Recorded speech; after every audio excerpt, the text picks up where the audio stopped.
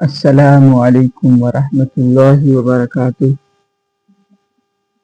دوستو، آپ لوگوں کا اردو اکیڈمی چینل پر استقبال ہے۔ ہم لوگ ابھی سیٹیٹ 2026 سے متعلق اردو پیڈاگوجی کو پڑھیں گے۔ یہ ویڈیو آپ کے اردو پیڈاگوجی کے لیے بہت ہی مفید اور کارآمد ہے۔ پورا ویڈیو دیکھیں جس سے آپ کی اچھی تیاری ہو، اور چینل کو سبسکرائب کریں، لائک کریں اور شیئر کریں۔ شروع کرتے ہیں۔ نمبر 1، اسٹیفن کریشن کے مطابق اگر ایک طالب علم کی سطح آئی پر ہے تو قابل فہم مواد کس سطح کا ہونا چاہیے؟ اے، سطح آئی کے بالکل مساوی ہونا چاہیے تاکہ بچہ الجھن کا شکار نہ ہو۔ بی، سطح اے پلس آئی ہونا چاہیے جو بچے کے موجودہ معیار سے تھوڑا سا آگے ہو۔ سی، سطح 5 پلس آئی ہونا چاہیے تاکہ بچہ اعلیٰ درجے کے الفاظ جلدی سیکھے۔ ڈی، سطح 1 مائنس آئی ہونا چاہیے تاکہ پرانی چیزوں کا اعادہ ہو سکے۔ تو اس میں کہا گیا ہے کہ ایک طالب علم ہے اور وہ سطح آئی پر ہے تو قابل فہم مواد کس سطح کا ہونا چاہیے؟ اس کی کتاب جو ہے، درسی کتاب کس طرح کا ہونی چاہیے؟ اس طرح کا سوال پہلے آ چکا ہے، تو اس کا صحیح جواب ہوگا ڈی۔ ڈی صحیح ہو جائے گا کہ بچے کا جو ہے موجودہ معیار سے تھوڑا سا آگے ہو۔ جو ہے درسی کتاب جب بچے کے معیار سے تھوڑا سا آگے ہو تاکہ بچہ جو ہے اس میں دلچسپی لے۔ زبان سیکھنا ہے، بھاشا سیکھنا ہے تو اس کے معیار تھوڑا سا آگے تاکہ اس میں کچھ سیکھنے کا موقع ملے اور بچہ دلچسپی لے۔ تو بی صحیح ہو جائے گا کہ سطح 1 پلس آئی ہونا چاہیے جو بچے کے موجودہ معیار سے تھوڑا سا آگے ہو۔ 2 میں ہے، کلاس روم میں ایک طالب علم کو پنسل پکڑنے، خطاطی کرنے اور حروف کو صحیح شکل دینے میں شدید مشکل کا سامنا ہے، وہ کس معذوری کا شکار ہو سکتا ہے؟ ایک بچہ جو ہے کلاس روم میں پنسل پکڑنے میں، خطاطی یعنی لکھنے میں اور حروف کو صحیح تشکیل دینے میں شدید مشکل کا سامنا کرنا، تو کس معذوری کا شکار ہو سکتا ہے؟ اے، ڈسفاسیا یعنی ڈسفیسیا، بی، ڈسلیکسیا، سی، ڈسگرافیا، ڈی، ڈسکولکولیا۔ ڈسکیلکولیا۔ تو بچہ کس طرح کی معذوری کا شکار ہے؟ اس طرح کا بھی سوال ہمارے ویڈیو میں پہلے آ چکا ہے۔ یہ دوستو اس طرح کا سوال آتا رہتا ہے، یہ بچے کی جو ہے بیماری سے شکار ہوتے ہیں، اس طرح کی بیماری ہے۔ تو اگر بچہ پنسل پکڑنے، خطاطی یعنی لکھنے میں، حروف کو شکل دینے میں معذور ہے تو کس بیماری کا شکار ہے؟ تو کیا کر سکتے، کیا ہوا ہے؟ تو اس کا صحیح آپشن ہو جائے گا سی، ڈسگرافیا۔ بچے کو جو ہے ڈسگرافیا ہوا ہے جس کی وجہ سے وہ جو ہے لکھنے میں، پنسل پکڑنے میں اس کو مشکل دشواری کا سامنا کرنا پڑتا ہے۔ ڈسگرافیا ایسی بیماری جو آسان بیماری ہوتی ہے، نس وغیرہ کی بیماری ہوتی ہے، نس کی سمبندھت بیماری ہو جاتی ہے جس سے جو ہے اس کا ہاتھ وغیرہ کام نہیں کرتا ہے۔ 3 میں ہے، قومی تعلیم پالیسی NEP 2020 کے مطابق اسکولوں میں کلاس 5 تک اور ترجیحاً کلاس 8 تک تدریس کا ذریعہ کیا ہونا چاہیے؟ یعنی کلاس 5 تک یا 8 تک تدریس کا جو ہے ذریعہ کیا ہونا چاہیے؟ یہ صرف تنقید یا کوئی قدیم کلاسیکی زبان؟ بی، کوئی بھی غیر ملکی زبان جو اسکول انتظامیہ طے کرے؟ سی، مادری زبان، مقامی زبان یا علاقائی زبان؟ سی، صرف انگریزی زبان تاکہ بین الاقوامی معیار قائم ہو سکے؟ تو NEP 2020 पॉलिसी के मुताबिक बच्चे के दरसी जो किताब होते हैं वो किताब या दर्स तदरीस किस मेयार की होनी चाहिए? तो इसका सही जवाब हो जाएगा सी। सी जो है सही हो जाएगा। मादरी जुबान मकामी या इलाकाई जुबान में होनी चाहिए, इसलिए कि मादरी जुबान मकामी इलाकाई जुबान में जब बच्चा जो है उसमें ज़्यादा दिलचस्पी लेता है और सीखने में उसको ज़्यादा आसानी होगी। ये इसलिए नहीं हो सकता कि सिर्फ का लफ्ज़ आया है और सीटेट में सिर्फ का लफ्ज़ जो है नेगेटिव होता है, ये सही नहीं होता है। कोई भी गैर मुल्की जुबान जो स्कूल इंतजामिया तय करे, अब दूसरी 1 से 5 का बच्चा है, छोटा बच्चा है, कोई सी भी दूसरी जुबान को दर्स में लाएंगे तदरीस में तो सीखेगा नहीं सीखेगा। डी में है सिर्फ अंग्रेजी जुबान ताकि बैन अक़वामी यार काम हो सके, तो सिर्फ का लफ्ज़ आया है, ये भी सही नहीं होगा। सिर्फ और सिर्फ जो है मादरी जुबान मकामी जुबान या इलाकाई जुबान, जब भी सीटेट में जो है मादरी जुबान मकामी जो इलाकाई जुबान की बात आए तो यही सब सही होता है। चलते हैं आगे में। 4 में पढ़ने की उस हिकमत अमली को क्या कहते हैं जो जिसमें कारी मतन के अंदर मौजूद मखसूस तारीख नाम या नंबर को तलाश करने के लिए तेजी से नजर दौड़ाता है? ए तख्लीकी क़िरात, बी बुलंद ख़्वानी, सी सरसरी मुताला, डी अमीक या तफ्तीशी मुताला। तो जब पढ़ने वाला पढ़ता है और मतन को उसमें देखता है, जल्दी जल्दी पढ़ता है और उसमें तारीख नाम या कुछ नंबर वगैरह तलाश करता है तो इसको क्या कहते हैं? तो उसको कहते हैं अमीक या तफ्तीशी मुताला। हमारी वीडियो में है इस तरह का सवाल पहले भी आ चुका है।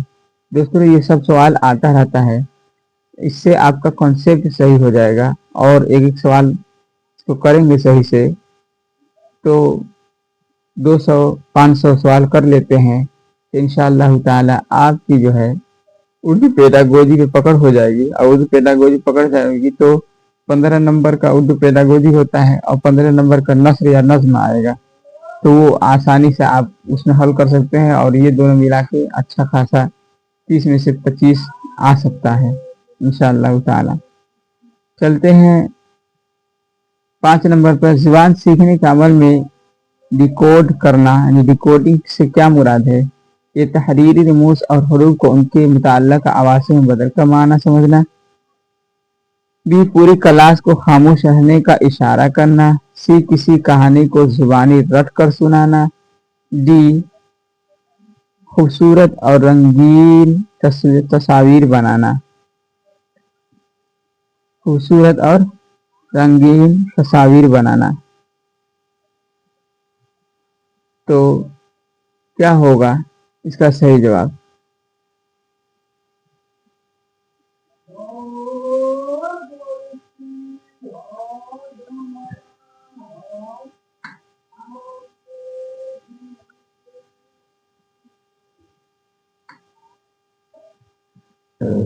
तो इसका सही जवाब हो जाएगा ए।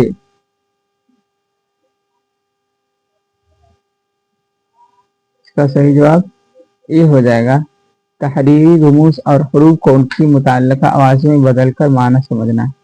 ज़ुबान सीखने के अमल में डिकोड करना, तहरीरी रमूज और हरूफ को उनके मुताल्लिक़ आवाज़ों में बदलकर माना समझना, ये जो है ये सही हो जाएगा आपका। 6 में है बच्चों में बिलबिलाने का मरहला आमतौर पर किस उम्र में जाहिर होता है?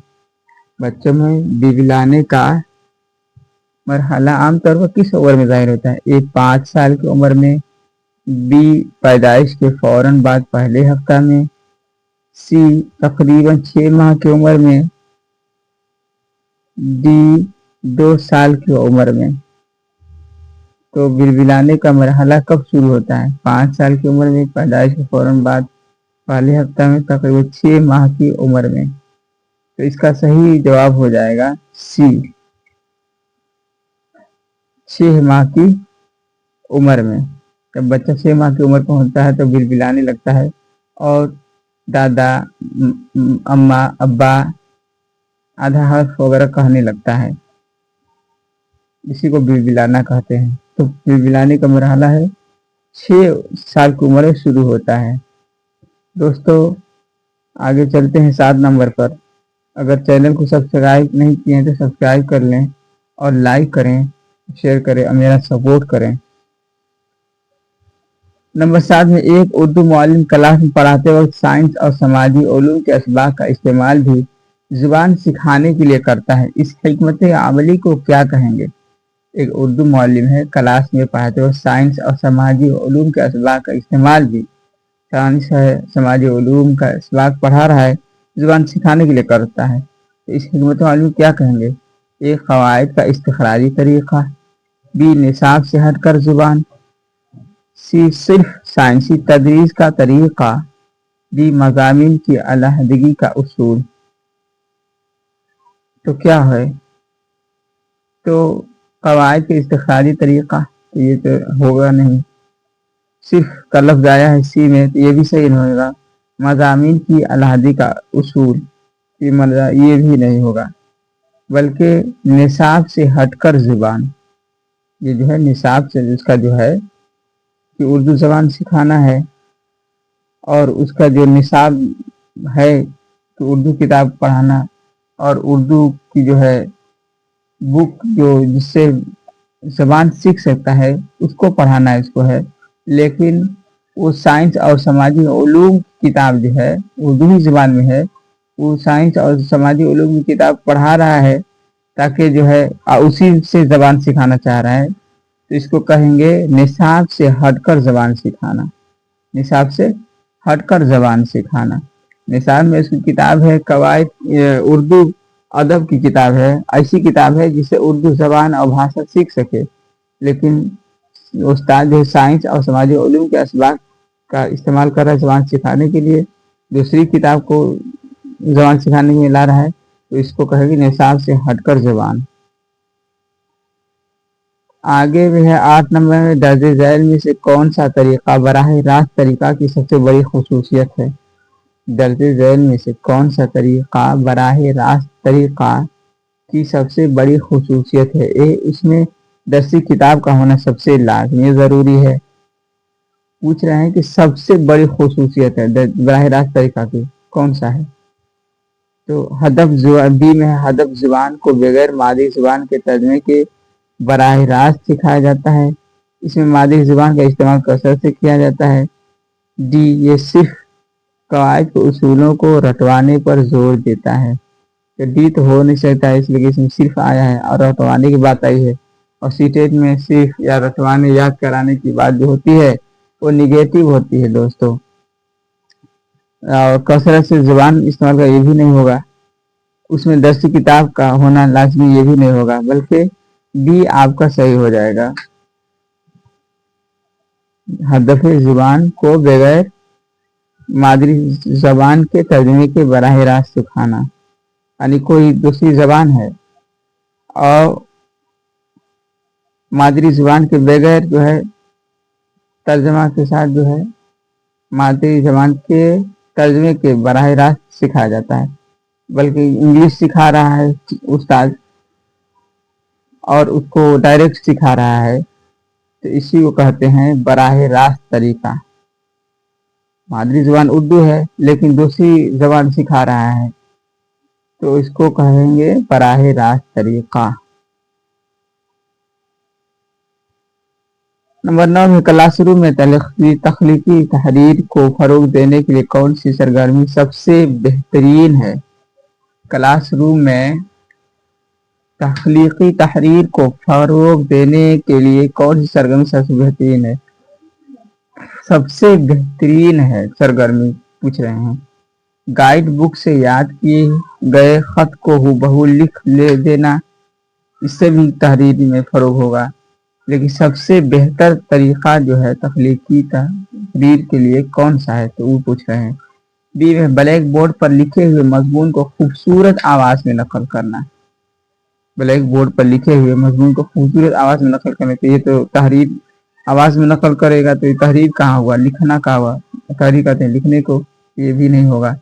किसी नामुकम्मल कहानी को अपने तख़य्युल की मदद से मुकम्मल करना, ये सही हो जाएगा। किसी नामुकम्मल कहानी को अपनी तख़य्युल की मदद से मुकम्मल करना। ये सही हो जाएगा। उस्ताद के बोले गए अल्फाज का इमला लिखना, ये नहीं होगा। सी सही हो जाएगा। किसी नामुकम्मल कहानी को अपने तखय्युल की मदद से मुकम्मल करना। मान लीजिए कोई कहानी है और नामुकम्मल है और वो अपने ख्याल से उसके आगे क्या हो सकता है उसको लिखे, तहरीर में लिखे, तो ये जो है तख्लीकी तहरीर यानी को फ़रोग देने में सबसे अच्छा है। तहरीर को फ़रोग देने में सबसे अच्छा सरगर्मी है कि किसी नामुकम्मल कहानी है और उसको अपने ख्याल से कि ये आगे क्या हो सकता है उसको जो है तहरीरी शक्ल दे बच्चा, तो ये तहरीर को, उसकी तख्लीकी तहरीर को सरगर्मी के लिए सबसे अच्छा है। आगे चलते हैं। 10 में है और आज का आखिरी सवाल है, ज़ुबान की क्लास में जामे और मुसलसल जायज़ा का बुनियादी मकसद क्या है? ज़बान की क्लास में जामे और मुसलसल जायज़ा का बुनियादी मकसद क्या है? एक कमज़ोर बच्चों को दूसरे बच्चों से अलग करके अलग सेशन बनाना। बी बच्चों के अंदर इम्तिहान या खौफ पैदा करना ताकि वो ज़्यादा पढ़े। सी बच्चे की तालीमी और हम तालीमी दोनों पहलुओं का मुसलसल जायज़ा लेना। डी है साल के आखिर में सिर्फ एक फाइनल ग्रेड कार्ड तैयार करना। तो डी तो हो नहीं सकता, इसलिए सिर्फ का लफ्ज आया है। आपका सही हो जाएगा, आपका सही जवाब हो जाएगा सी। सी जो है सही जवाब हो जाएगा। बच्चे की तालीमी और हम तालीमी दोनों पहलुओं का मुसलसल जायजा लेना। मुसलसल और जामे जायजा कहते हैं कि बच्चे की तालीमी और हम तालीमी दोनों पहलुओं का मुसलसल जायजा लेना। मतलब कि बच्चे की तालीम कैसी चल रही है, बच्चे के अखलाक क्या है, बच्चे का रहन सहन कैसा है, बच्चे की जिस्मानी विकास कैसी हो रही है, इसका साल भर मुसलसल जायजा लेना, यही जो है मुसलसल और जामे जायजा है। मुसलसल जामे और मुसलसल जायजा है। तो दोस्तों आज के लिए इतना ही, फिर मिलेंगे अगले वीडियो में। तब तक के लिए अस्सलामु अलैकुम वरहमतुल्लाहि वबरकातुहू। दोस्तों चैनल को सब्सक्राइब कर लीजिए और लाइक कर दें और शेयर करें, मेरी हौसला अफजाई करें। शुक्रिया।